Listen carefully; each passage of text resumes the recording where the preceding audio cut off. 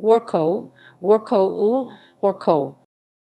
Warco, the news game was an unreleased first-person video game created by now defunct Australian game studio Defiant Development in collaboration with ManiatyMedia and Arenamedia. The game is made to train journalists to work in war environments.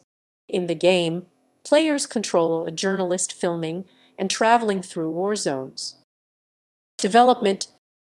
Australian journalist Tony Maniaty first conceived the idea for the game while watching his two sons playing the first-person shooter game Far Cry 2. Maniaty had previously done reporting in post-Soviet states and covered the murders of the Balibo 5 in East Timor. He envisioned creating a video game that would train journalists to work in war-torn regions.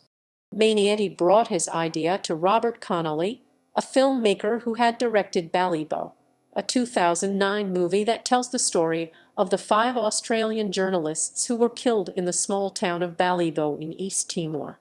With funding from Screen Australia and Screen NSW in the amount of $150,000, Maniaty and Connolly worked with video game designer Morgan Jaffet of Defiant Development, a Brisbane-based studio, to create a prototype of Warco. The project was eventually cancelled and never released to the public. Reception. BBC News foreign correspondent Alan Little was troubled by the idea of blurring the gap between video games and actual war zones.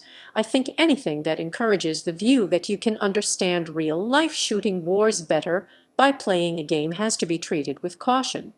Maniaty noted that video games are used in other professions to train workers, and contested, "I would never say this game should replace proper hostile environment training, but if we can save the lives of a few journalists, it'll be worth it." It was later described as innovative and odd. References